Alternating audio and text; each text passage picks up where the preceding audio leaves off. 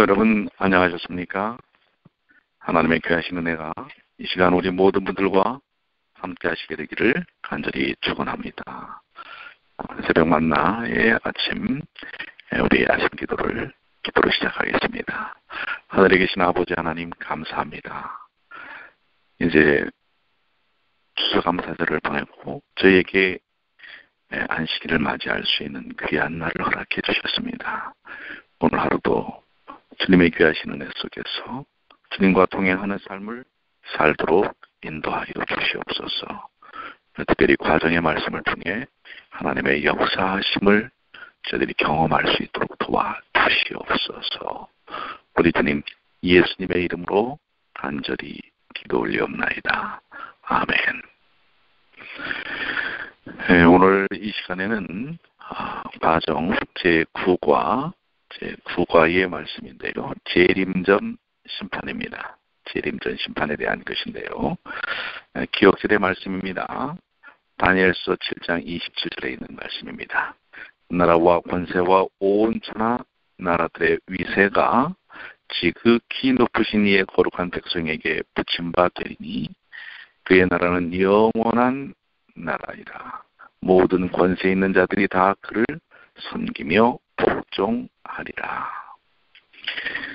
이번 그 과정의 학습 목표는요, 우리가 특별히 깨닫고 알아야 할 것은 하늘 성소에서 우리가 그분의 소유라는 사실을 확증하시는 그리스도로 말미암아 재림전 심판이 복음이라는 사실을 이해하는 것입니다.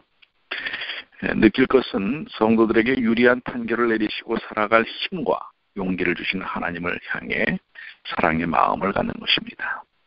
행하기는 하나님의 계획에 굴복하고 하나님이 세우신 해결책의 일부가 되기로 결심하고 삶을 통해 적용하는 것입니다.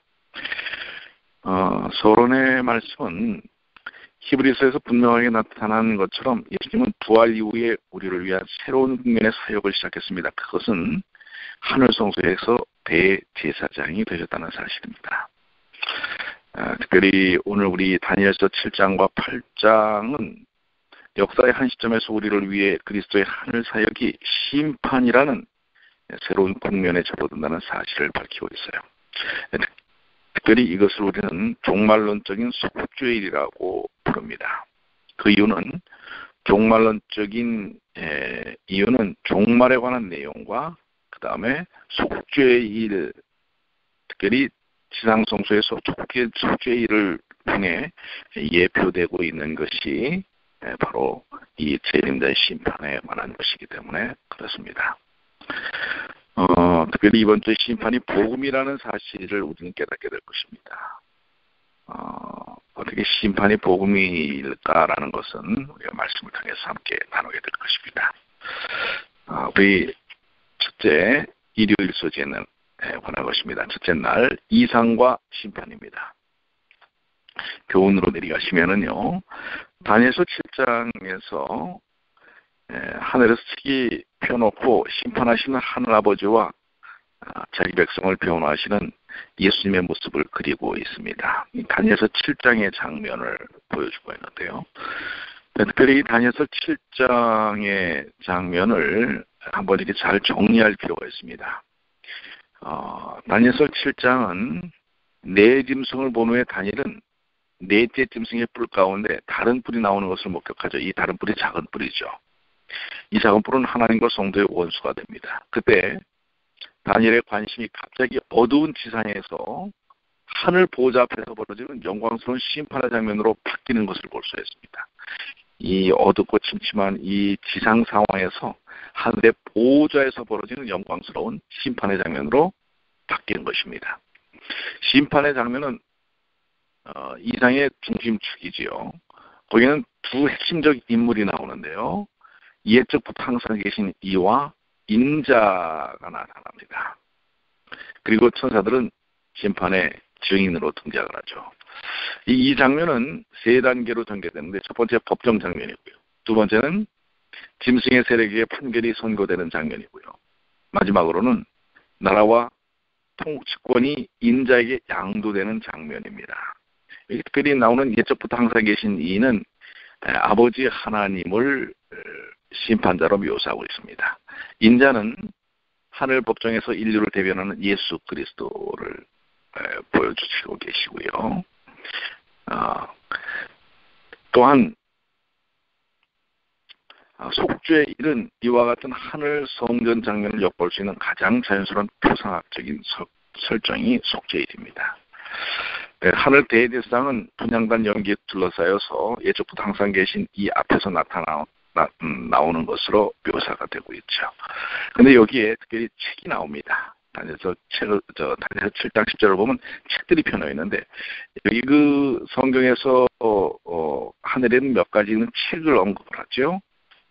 그것이 첫 번째는 생명책, 기념책, 행위를 기록한 책, 그리고 주의 책 등 이러한 책들이 묘사가 되어 있는 것을 볼 수가 있습니다. 자, 묵상으로 올라가시면은 하늘 책에는 여러분에 대하여 어떤 기록이 남아 있을까요? 하늘 책에 남아 있는 그 기록들을 한번 우리는 묵상해 볼 필요가 있습니다. 우리는 모두 하늘 기록에 따라 심판을 받을 것이기 때문에 이 책을 열면 각 사람의 생애가 펼쳐집니다. 죄의 기록이 남아있으면 생명책의 이름도 기념책의 선행도 다 지워집니다. 그러나 진심으로 회개한 자들의 죄의 기록은 하늘책에서 제거될 것입니다. 그리고 생명책에 기록된 그들의 이름은 절대로 흐려지지 않을 것이라고 하는 것입니다. 나는 어떤 책에 어떤 기록들이 남아있을까 한번 묵상을 해볼 필요가 있고요. 적용입니다. 심판대의 진정한 회개를 포함하여 여러분에게 필요한 것은 무엇이라고 생각하는지 한번 생각해 보시게 되길 바라고요. 둘째 날입니다. 심판의 형태입니다. 자, 교훈으로 내려가시면 하나님의 심판은 형을 선고하기 이전에 반드시 조사하는 과정을 포함한다고 하는 사실입니다. 이 형의 선고는 조사하는 과정 후에 이루어지는 것이죠. 그래서 최후의 심판 이전에 이 조사하는 조사의 심판이 필수적이라는 사실입니다. 특별히 창세기 3장 8절로 20절을 읽어보시면 하나님은 판결을 선고하시기 전에 무엇을 하셨는지 보여주고 있습니다.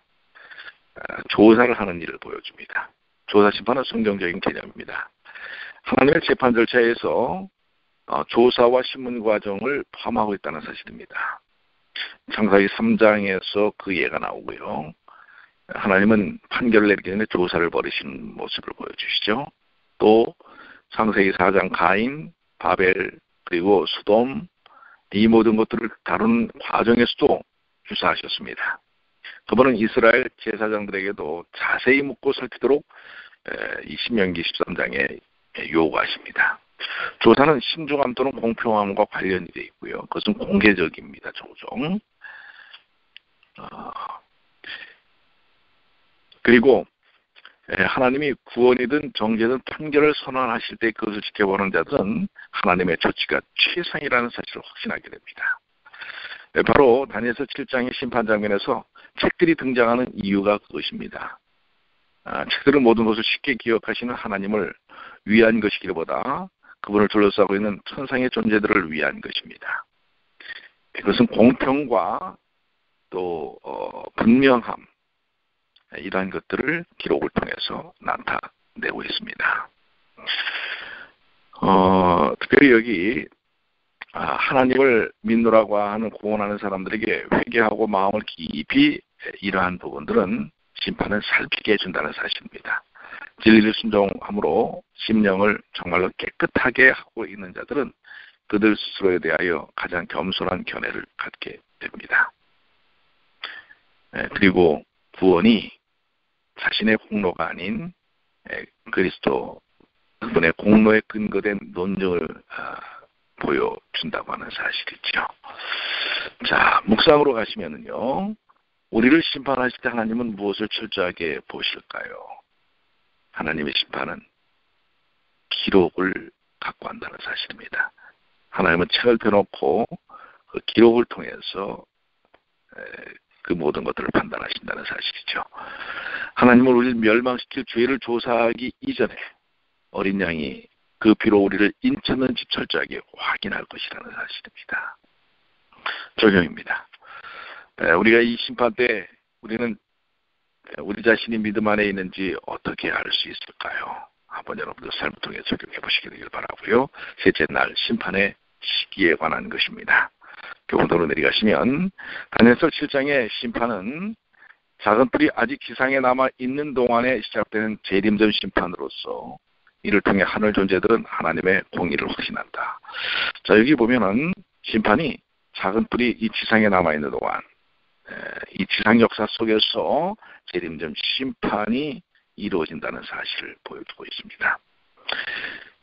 다니엘서 7장의 심판은 언제 벌어지는지 분명히 보여주는데요. 이 심판은 임의로 행하는 작은 뿔에 대한 하나님의 반응이죠. 그리고 그 나라가 하나님의 성도에게 양도되는 장면에서 심판은 아주 절정에 달합니다. 분명히 작은 뿔의 세력이 남아있는 동안에 심판이 벌어지는 것을 묘사하고 있습니다. 그리고 재판 절차가 끝날 때 세상의 모든 나라가 멸망하지요. 그래서 이 심판이 재림 이전에 진행되어야 함을 의미하고 있고요. 이 심판은 한때 두때 반때가 지난 어느 시점에서 시작되는 재림 전에 이루어지는 심판이라고 하는 것입니다. 만약 먼저 이 심판하는 과정이 없다면 최종적인 상급 또는 형벌을 선고할 수 없을 것입니다. 성도들은 그리스도의 재림의 날에 상급을 받죠. 이는 그들이 이미 판결을 받았다는 사실을 전제하는 것입니다. 그렇기 때문에 마찬가지로 악인들과 마귀의 세력도 하나님이 최후의 판결을 집행하시기 전에 천년기 동안 심판을 받을 것입니다. 그렇기 때문에 그분은 누구를 구원할지 결정하기 위해 재판하실 필요가 없습니다. 그러나 재림전 심판은 재판장께서 자기 백성을 구원하는 과정이 공정하다는 사실을 보여주고 있죠. 하늘의 존재들은 성도들이 구원받을 만큼 안전한지 확신할 필요가 있는 것입니다. 자, 온 우주의 존재들은 바로 이러한 과정을 통해서 구속의 경륜의 최종 결과에 대하여 관심을 갖게 됩니다. 자, 심판의 시기는 바로 재림 전, 이 작은 뿔이 지상에 남아 있는 동안에 이미 심판이 이루어진다는 사실을 보여주고 있습니다. 묵상입니다. 하나님은 여러분을 자기 백성으로 알고 계실까요? 한번 우리가 이 재림전 심판을 통해서 내가 정녕 하나님의 백성으로 서 있는지 아니면 그렇지 않은지에 대한 것을 깊이 묵상해 봐야 할 것입니다. 적용입니다. 여러분이 하나님의 말씀에 순종해야 하는 이유는 구원을 받기 위해서입니까? 아니면 그분을 믿고 따르기를 원하기 때문입니까? 구원 때문입니까? 아니면 그분을 사랑하기 때문입니까?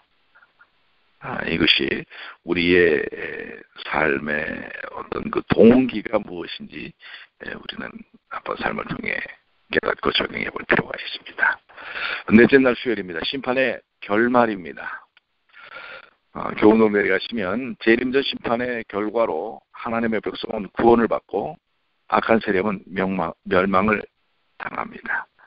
하나님의 그리고 사랑과 공의가 온 세상에 증명이 될 것이라고 하는 사실입니다. 다니엘서 7장을 여러분들이 좀 정리를 해보실 필요가 있는데요.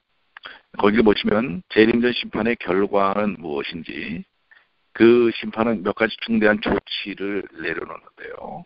네 가지로 정리를 하고 있는데요. 첫 번째는 인자는 왕위에 오른다는 사실입니다. 그래서 권세와 영광과 나라를 얻죠. 두 번째는 성도가 영원한 나라를 받습니다. 첫 번째는 인자가 왕위에 오르고, 두 번째는 성도가 영원한 나라를 받습니다. 하나님의 나라를 받을 성도들을 위한 심판이 바로 그 심판입니다. 분명히 인자와 성도는 매우 친밀한 관계죠. 인자가 나라를 받자 그분은 성도를 자신에게로 초청합니다. 그분의 나라는 그들의 나라이기도 하지요. 이 심판이 끝나면 영원한 나라의 왕은 자기 백성들과 연합합니다. 이것은 그분과 그들의 최고의 상급이라고 하는 사실이죠. 세 번째는 반역은 진압되고 괴멸됩니다. 원수들은 심판을 받습니다. 작은 뿔이 성도와 전쟁을 벌인 후에 그것은 패배하여 영원히 멸망하게 됩니다. 네 번째는 하나님의 절대적인 공의가 증명이 됩니다. 하늘 법정의 심판은 공개적이어서 천사들도 인간들에 대한 신문에 참석하기 때문에 그들도 하나님의 주체가 공정하다는 사실을 볼 수 있습니다. 그분은 사랑과 정의를 동시에 나타내시는 것입니다. 그리하여 최종적으로 하나님은 하나님의 품성이 옹호를 받을 것이며 만물이 그분의 사랑과 공의를 인정할 것입니다. 모든 절차는 우주가 영원토록 안전한 곳이 될 것이라는 사실을 보존하는 것입니다. 자, 바로 재림전 심판은 하나님과 신자 모두의 소망을 성취합니다. 하나님의 소망은 사랑과 정의를 보존하는 것이며 동시에 자기 백성을 구원하고 죄를 박멸하는 것입니다. 자, 인류의 열망은 죄와 그것이 가져오는 여러 형태의 억압으로부터 구원을 얻고 그들을 사랑하시는 분의 임재 안에서 영생을 누리는 것입니다.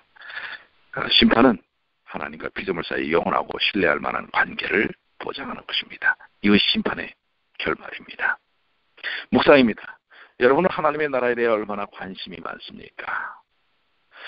우리의 관심은 주로 개인적인 구원에 있지만 사실 구원은 나라의 문제라고 하는 것을 여기서 언급하고 있죠. 예수님은 천국 복음을 전파하시면서 그분의 나라로 우리를 초청하시는 것이죠. 그리고 그 땅의 통치 세력과 나라를 심판하고 우리에게 영원한 나라를 주시겠다고 약속하셨습니다. 그래서 우리는 개인의 윤리뿐 아니라 단체, 기업, 그리고 사회, 국가의 윤리에도 주목해야 한다는 사실. 이것은 여러분 자신의 윤리뿐만 아니라 가정, 국가, 개인, 나라 그 모든 것들이 다 포함이 된다는 사실입니다. 그래서 하나님이 범죄한 개인을 포함하여 더 큰 문제를 야기하는 세력들을 심판하리라는 기별을 우리는 기억해야 하고 그걸 또한 전해야 된다는 사실입니다. 적용입니다. 여러분이 받을 영원한 나라를 생각해 보시고요. 여러분이 현재 어떤 변화가 필요한지 삶을 통해서 적용해 보시게 되기를 바랍니다. 자, 다섯째 날입니다. 책임감 있는 확신인데요. 의인은 자신의 구원을 위하여 하나님께 심판을 요청합니다. 재림전 심판도 성도를 위한 심판이며 우리에게 책임감 있는 삶을 살도록 격려하고 있습니다. 그렇습니다. 재림전 심판은 성도를 위한 심판이며 우리에게 책임감이 있는 삶을 살도록 격려합니다. 그래서 우리는 어떤 이유로 나를 심판하소서라고 말하게 될까요? 이유는 간단합니다. 심판이 구원을 의미하기 때문에 시편 54편에 있는 말씀처럼 하나님의 주의 이름으로 나를 구원하시고 주의 이름으로 나를 변호하소서. 26편에 정의와 공의를 구하는 애절한 탄원이 있습니다. 다윗은 재판장이신 하나님이 항상 자기 백성 편이시며 그분의 판결은 우리가 기대하는 것 이상이라는 개념을 자신 있게 설명하면서 나를 심판하소서라고 요청합니다. 왜냐하면 하나님의 심판은 항상 변호를 암시하고 있기 때문입니다. 참 우리는 연약하죠. 나를 심판하소서 할 때 자신이 없을 수 있습니다. 그러나 단호하게 그걸 요청할 수가 있어요. 왜냐하면 예수님께서 십자가를 통하여 우리를 구원하셨기 때문에 예수님은 언제나 우리를 변호하시는 분이기 때문에 그분을 믿는 믿음이 확신이 있을 때 나를 심판하소서라고 외칠 수 있습니다. 그렇다면 재림전 심판은 우리의 구원을 위협합니까? 아닙니다. 왜냐하면 이 심판의 결과는 확실하기 때문에 그렇습니다. 이 심판은 성도들을 위한 심판이고 이 심판 과정 속에서 하나님의 사역은 우리가 용서받았다는 사실을 재확인하고 우리의 죄를 영원히 제거함으로써 우리의 확신을 강화시킵니다. 심판은 실제로 우리가 구원받았다는 사실을 밝히는 다른 방식이기도 하는 것입니다. 심판은 하나님이 우리를 영접할지 거절할지 결정하는 시간이 아니라 오히려 우리가 그분을 진실로 영접했는지 아닌지 우리의 행위를 보며 하나님이 우리의 선택을 최종적으로 확인하는 시간입니다. 그러므로 심판은 신자들에게 확신을 증가시킵니다. 좀 더 적극적으로 표현하자면 심판은 기독교가 강조하는 확신의 교리 중에 가장 중심부에 자리하고 있다는 사실입니다. 그러니 여러분들 심판을 두려운 일이지만 두려워 떨고만 있는 것이 아니라 오히려 그리스도 십자가에 대한 믿음을 우리는 분명히 믿기 때문에 오히려 하나님께 나를 심판하소서라고 심판을 담대히 받아들일 수 있는 것입니다. 그것이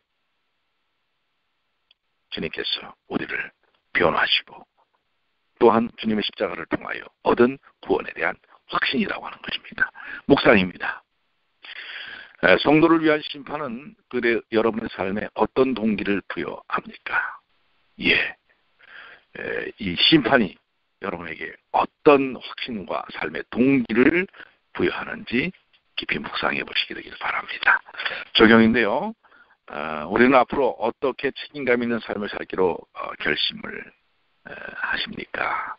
어떤 결심 속에서, 어떤 확신 속에서 우리가 삶을 이루어 나가야 할까요? 사단은 하나님의 백성을 유혹해서 범죄하게 한 죄악들에 대한 정확한 지식을 갖고 있습니다. 그래서 우리를 계속해서 쓰러뜨리려고 합니다.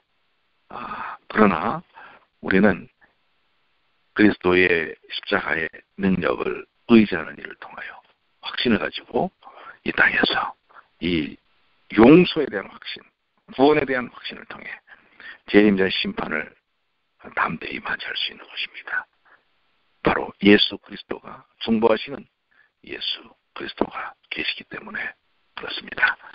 오늘 이 과정에 재림전 심판의 이 용어가 성경에 재림전 심판, 조사 심판 이런 게 나오지 않는다 할지라도 이것은 매우 보험적인 것입니다.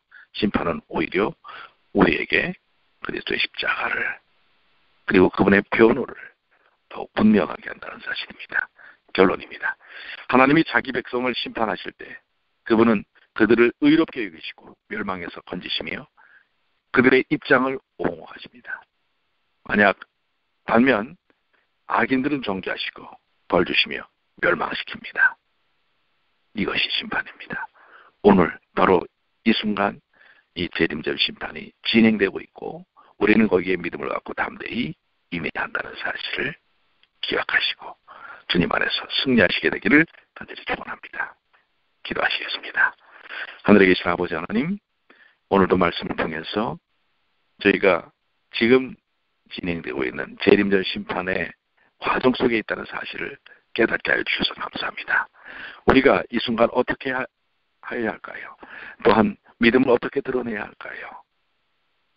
우리를 위하여 십자가를 통해서 구원하신 그리고 변호하시는 지금 이 순간에도 변호하시는 그리스도를 통해 이 심판을 나를 심판하소서라고 고백하고 외칠 수 있도록 확신을 갖는 삶이 되도록 도와주시옵소서.